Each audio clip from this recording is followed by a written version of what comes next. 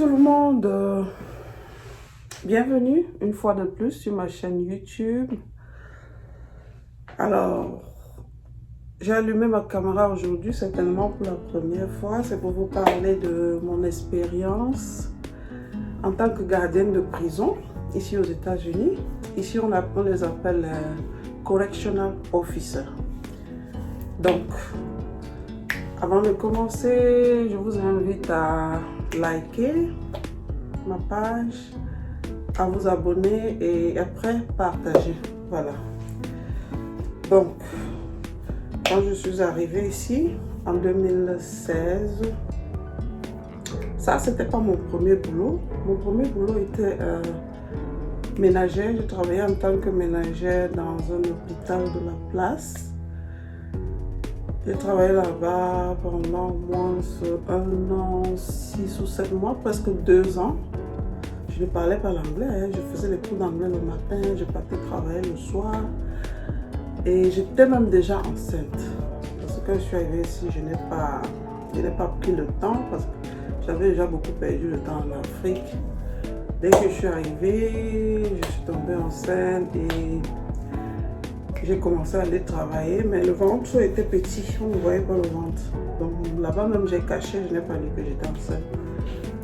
J'ai commencé à travailler, j'ai travaillé jusqu'à quand j'avais même 8 mois et jusqu'à terme en fait. Donc c'est après ça que j'ai appris que les gens travaillaient en prison et le paye comment je veux dire, la paye était quand même bien et c'est un travail de gouvernement, ça ne te demande pas, tu peux seulement prendre ton téléphone, tu appliques, tu pars dans leur site, tu appliques et puis on ne te demande pas de payer quelque chose et tout. Et c'est ce que j'ai fait et ce qui m'a aussi beaucoup motivée, c'est parce que ma nièce travaillait déjà là-bas. C'est vrai, c'est la prison, ça fait peur, mais comme ma nièce travaillait déjà là-bas, elle est plus jeune que moi, elle est plus petite que moi, donc c'est elle qui m'a le plus motivée à aller appliquer pour ce travail-là. Donc j'ai appliqué et j'ai choisi un jour que je vais aller composer. Je suis donc allée composer, j'avais je sais pas là où j'ai pris les épreuves, quand on étudie d'abord. On se prépare d'abord avant d'aller composer. Je crois que c'est toujours ma nièce qui m'avait donné le document là. J'ai bien lu ça, c'est vrai l'anglais, c'était pas toujours ça. Mais j'ai lu, je suis allée composer, j'ai passé. Et maintenant, ce moment-là est passé, il fallait faire l'académie, c'est-à-dire la formation. La formation qui a duré pendant, je crois, 6 semaines. Mais pendant les 6 semaines, on vous paye quand même quelque chose. Donc, on a fait la formation pendant 6 semaines. On nous a appris comment on va gérer avec les prisonniers, comment on doit se comporter avec les prisonniers, comment on nous a même appris comment tirer il y a 3 qualités d'armes. On nous a appris comment tirer, comment se défendre quand le prisonnier veut t'attaquer et tout. Et après ça maintenant, je n'avais pas choisi de travailler la nuit, mais c'est eux qui m'ont positionné là où ils avaient besoin des gens. Moi je voulais travailler en journée, mais ils m'ont placé la nuit. Et vraiment, c'était pas facile de travailler avec les prisonniers la nuit pour une première fois en tant que femme et tout. C'était pas facile. Donc, premier jour de travail, vraiment tu arrives, tu as peur, et eux quand ils voient une nouvelle personne, c'était la prison des hommes, c'était pas la prison des femmes. Quand ils voient une nouvelle femme, ils sont tout excités, ils sont là à l'intérieur depuis je sais pas combien d'années, ils n'ont jamais vu une femme, donc c'est comme premier truc qui vient dans leur tête, c'est de se masturber, ça dit que même si quand ils entendent seulement qu'une femme est en train d'arriver, ça leur fait quelque chose dans la tête. C'était pas facile, On a travaillé comme ça la nuit. J'ai travaillé pendant, je crois, 6 à 7 mois. Un jour, parce que je vais vous expliquer comment ça se passait, comment le travail en question se passait. Donc quand on arrivait comme ça là, ça commençait souvent à quelle heure? 18h, non 19h, 20h comme ça. Donc de 20h là jusqu'au matin, vous devez aller compter combien de prisonniers sont dans les cellules. Au moins 4 fois par une nuit. Et puis ce n'est pas comment je vais dire ça? Ce n'est pas sur un terrain plat. Il y a les autres en haut, au premier niveau, les autres au troisième niveau. Donc imaginez le sport. J'étais comme ça. Imaginez le sport, c'est-à-dire que tu comptes ici, premier row, tu montes, tu vas au second row, tu les comptes dans les selles. S'ils sont en train de dormir, tu dois les réveiller, ils doivent répondre présent.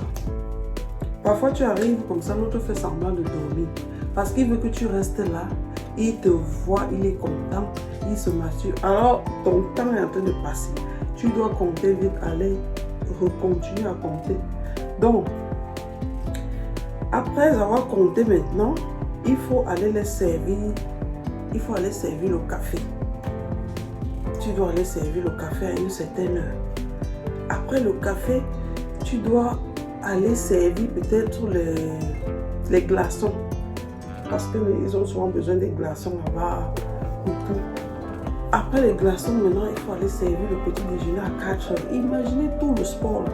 Il faut monter, il faut descendre, il faut monter, il faut descendre. Donc, je vous explique tout ça pour vous dire d'où est venu le problème. Donc, comme c'était pénible de monter à chaque fois, aller faire tous ces tralala. Maintenant, ce qui se passait, c'est que tout le monde là-bas jonglait quoi, les comptes. C'est-à-dire que si tu sais qu'il y a 20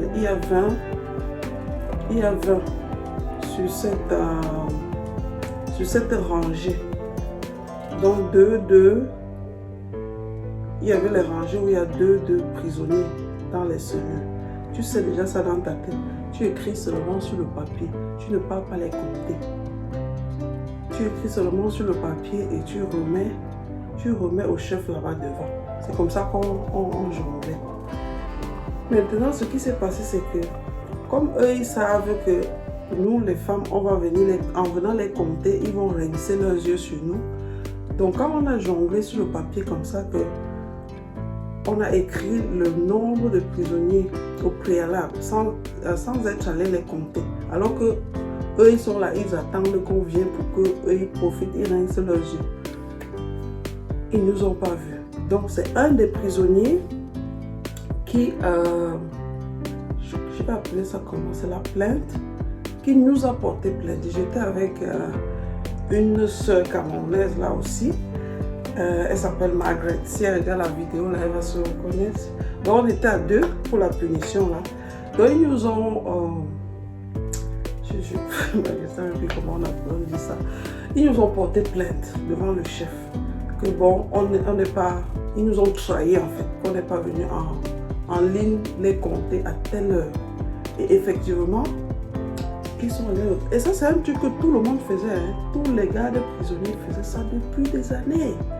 Comme on dit que le désordre est collectif, mais l'échec est individuel. C'est ce qui m'est arrivé. So, quelque chose que tout le monde faisait, et puis c'est venu retomber que sur nous.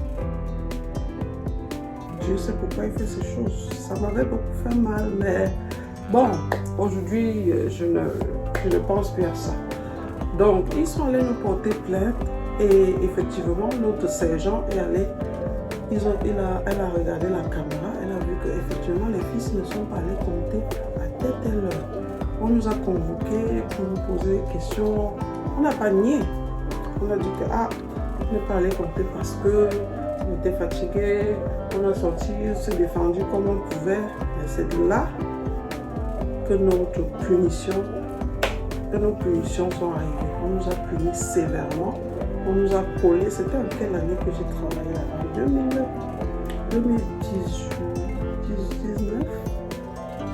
On nous a punis. La punition qu'on nous a donnée, c'est 5 ans de... C'est-à-dire qu'on va faire 5 ans avant d'appliquer encore pour le travail là. Ça m'avait tellement fait mal parce que moi je savais que ça c'est pas le travail. Parce qu'ils payaient quand même, le paiement était quand même bien pour quelqu'un qui vient d'arriver. Même pas si tu viens d'arriver, il y a beaucoup de gens qui travaillent, beaucoup de Camerounais, d'Africains qui travaillent là-bas depuis des années, qui ont fait de ça leur boulot.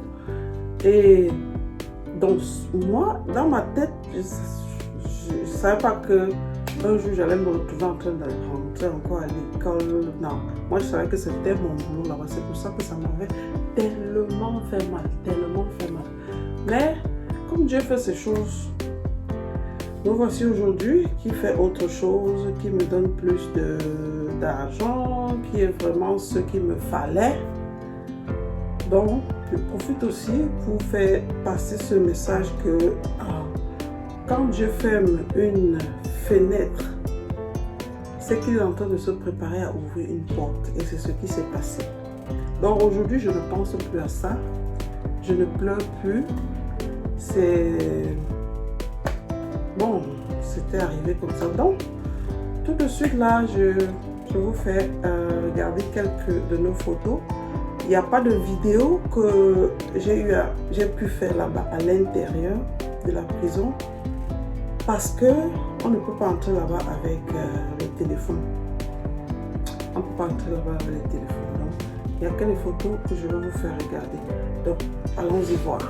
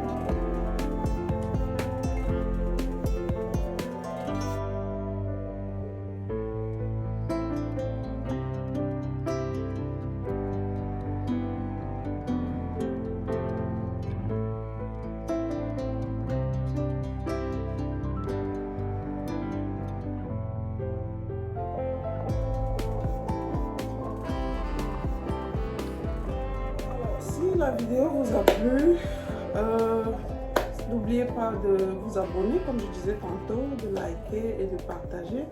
Et je voulais dire aussi à certains de mes jeunes compatriotes qui arrivent nouvellement ici, c'est un boulot qui est bien pour un débutant, pour quelqu'un qui vient d'arriver. Il te suffit juste d'avoir ils appellent ça ici High School Diploma, qui est l'équivalent du baccalauréat. Il suffit d'avoir juste ça, tu appliques et si tu passes le concours, on te prend. Si tu ne passes pas, tu peux toujours réappliquer. Donc, merci d'avoir regardé la vidéo et à très bientôt pour une nouvelle vidéo.